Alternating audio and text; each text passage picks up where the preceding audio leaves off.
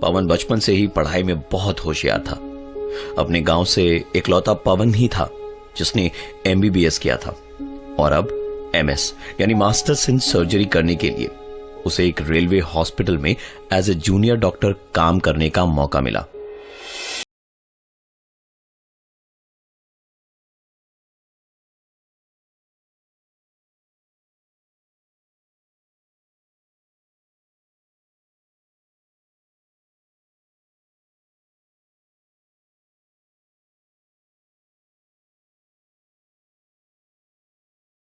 Hospital के किसी भी वार्ड में ना घुसे। पवन ने चौंक के अपने सीनियर से पूछा, क्यों? तो सीनियर ने कहा, जितना बताया उतना सुन लो। रात को सीनियर्स के साथ ब्रीफिंग के बाद डिनर हुआ। फिर पवन मेडिसिन रूम में जाके अपनी किताबें पढ़ने लगा। किताब पढ़ते पढ़ते उसकी आंख लग गई। जब आंख खुली तो देखा घड़ी में 1 बज रहे थे। उसने सोचा कि चलो आंख खुल गई है तो एक राउंड मार लेता हूं। मेडिसिन रूम से बाहर निकला तो उसको समझ आया कि दिसंबर के महीने में बाहर कैसी ठंड पड़ रही थी।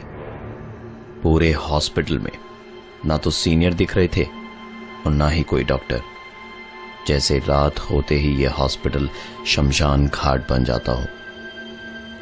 पवन ये सब सोचते सोचते राउंड पे चल ही रहा था कि उसने देखा कि वो ICU के सामने खड़ा है। जनरली हॉस्पिटल्स में ICU की लाइट्स रात को भी जलती रहती है, लेकिन यहां लाइट बंद थी। पवन लाइट चेक करने अंदर घुसा तो ECG मशीन की आवाज सुनाई दे रही थी और साथ में लोगों के खर्राटों की। सब नॉर्मल देखकर पवन बाहर निकलने के लिए पलटा ही था कि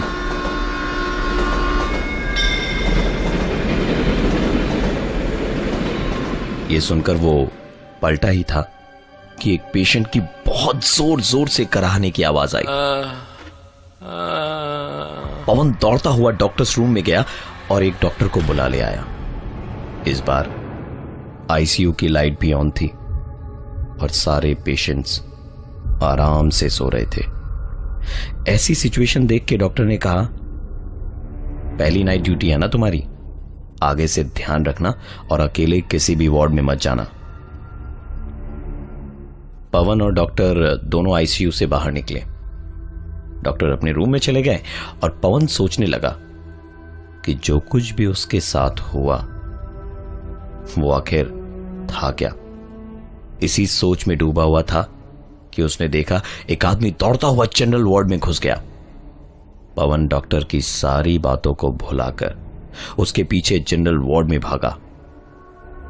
वहां जाके उसने देखा तो वहां कोई भी उसे नजर नहीं आया, लेकिन वार्ड की खिड़की खुली हुई थी। शायद जो कोई भी था वो इसी खिड़की से कूदकर बाहर भाग गया। पवन उस खिड़की से बाहर झांक ही रहा था कि किसी ने उसे पीछे से जोर का धक्का दिया, जिससे वो आधा खिड़की के बाहर और आधा अंदर था। और तभी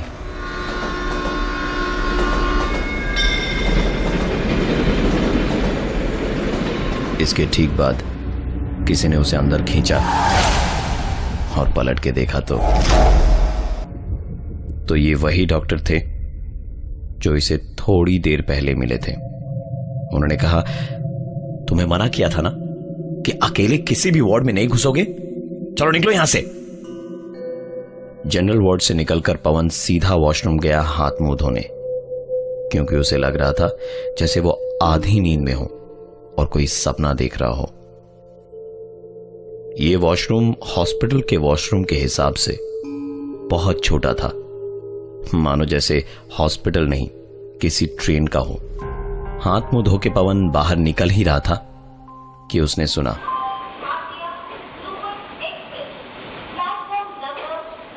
यह आवाज वॉशरूम के अंदर से आ रही थी। इसलिए उसने दरवाजा डरते डरते खोला तो आवाज और साफ साफ आने लगी। पवन दोबारा वॉशरूम में घुसा और चारों तरफ अपनी नजर दौड़ाई। न तो वहां कोई इंसान था, न कोई मोबाइल जिससे इस तरह की आवाजें आती। पवन को अब समझ आ रहा था कि क्यों उसके सीनियर्स ने उसे किसी भी वार्ड में अकेले जाने से मना किया था। पवन सीधा दौड़ के हॉस्पिटल में अपने रूम में पहुंचा और रूम का दरवाजा बंद करके वहीं जमीन पर लेट गया। जब सांस में सांस आई तो उठ के सोने के लिए बेड पे लेटा और तुरंत ही उसे नींद आ गई। पवन अभी सोया ही था कि उसका बेड ऐसे हिलने लगा जैसे कि यह हॉस्टल का बेड ना हो बल्कि ट्रेन की बर्थ हो। पवन झटके से उठा और जमीन पर उतर गया। बेड का हिलना और वो आवाज भी बंद हो गई। पवन को लगा जैसे वो कोई सपना देख रहा था और वो दोबारा जैसे ही बेड पे लेटा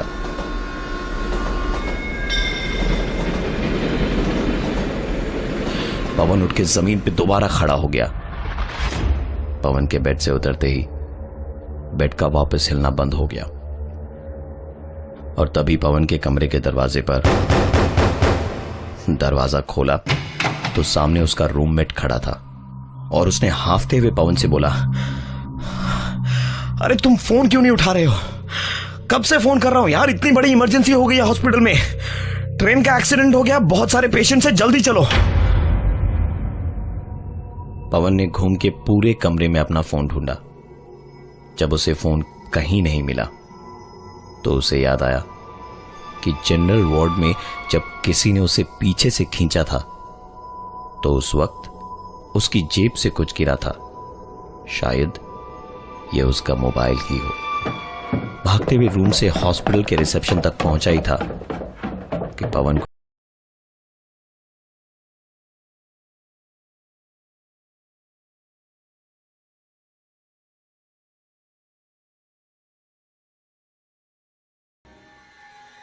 उसके दिमाग में कई सवाल चल रहे थे और साथ ही सुनाई दे रही थी उसकी मोबाइल की धीमी धीमी आवाज जो जनरल वार्ड के अंदर से आ रही थी। पवन ने हिम्मत करके दरवाजा खोला तो फोन की आती हुई रिंग बंद हो चुकी थी और अंधेरे में फोन उसे दिखाई नहीं दे रहा था। इस बार जनरल वार्ड की खिड़की भी नहीं खुली थी कि बाहर से रोशनी अंदर आ सके। पवन ने अंधेरे में ही अपना हाथ पैर मार के फोन ढूंढने की कोशिश शुरू की और जब कुछ भी हाथ नहीं लगा तो उसने अंधेरे में ही दीवार पे हाथ फेर कर लाइट का स्विच ढूंढने की कोशिश शुरू की। वो हाथ दीवार पे फेरा ही रहा था कि पीछे से किसी ने उसके पूरे शरीर को दीवार पे दबा दिया और दूसरे ही पल पीछे से एक आवाज आई,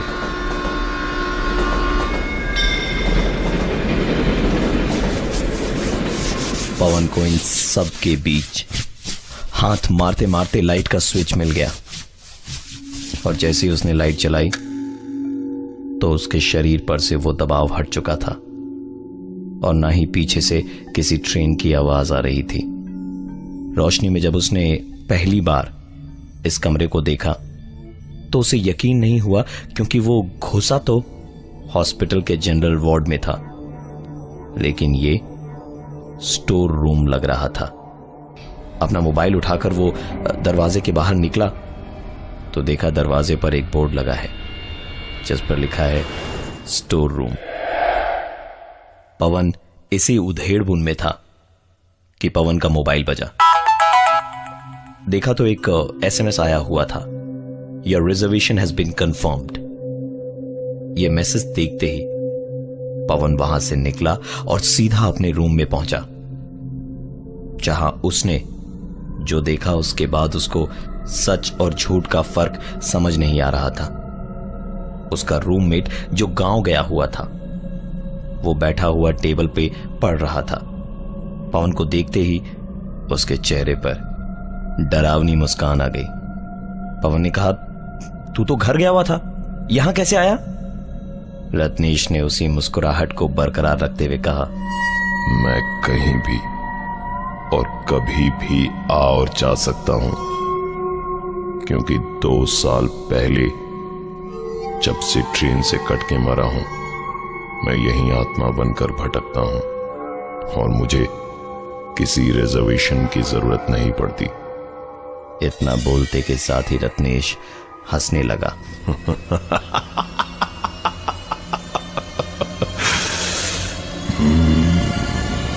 इतना सब कुछ सुनने के बाद पवन वहां से बाहर भागा और पूरे कॉरिडोर में सिर्फ पवन के भागने और रत्नेश की डरावनी आवाज गूंज रही थी।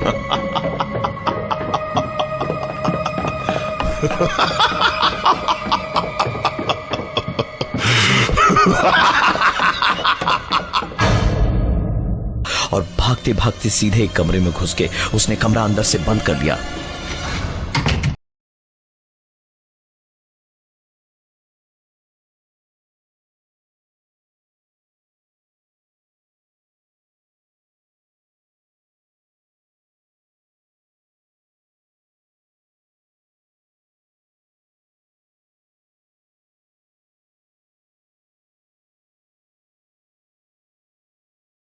पवन दरवाजा खोल कर निकलना चाहता था, लेकिन उस दरवाजे को वो खोल नहीं पा रहा था। मानो जैसे कोई ताकत उस दरवाजे को बाहर से पकड़ी हुई हो। लाख कोशिशों के बाद भी वो दरवाजे को खोल नहीं पाया, तो एक पल को पलट के स्ट्रेचर की तरफ देखा और देखा वो लाश वहां नहीं थी, बल्कि वो लाश उसके ठीक 2 इंच दूर खड़ी थी और वो आदमी पवन को देखकर मुस्कुरा रहा था। पवन ने पूरी ताकत से दरवाजे को इस बार खींचा, दरवाजा खुला और पवन वहां से भागा नीचे के फ्लोर पे पहुंचा तो एक कमरा दिखा जहां लाइट जल रही थी। मदद मिल जाएगी ये सोच के पवन वहां पहुंचा। कमरे के बाहर से ही उसे वो सारी आवाजें आ रही थी जो उसने इस एक रात में हॉस्पिटल में सुनी थी।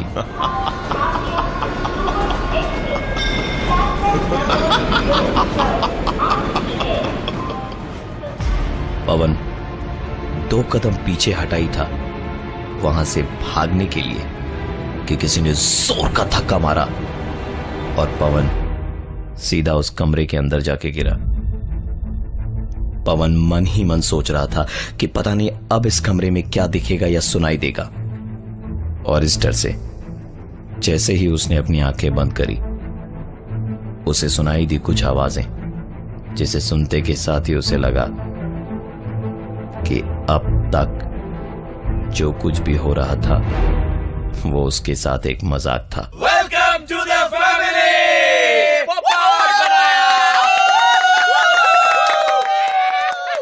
सामने उसके कई सारे सीनियर्स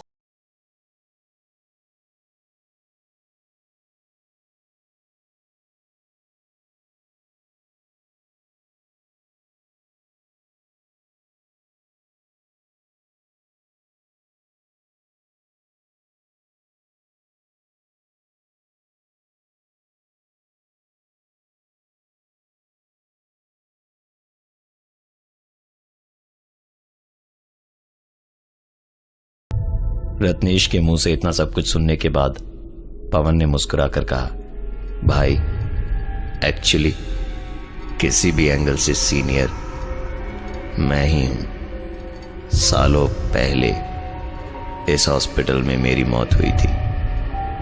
जैसे तुम लोग हर जूनियर के साथ मजाक करते हो, आज मेरी बारी थी तुम लोगों के साथ मजाक करने की। और इतना कहते के साथ ही पवन हवा में कहीं गायब हो गया।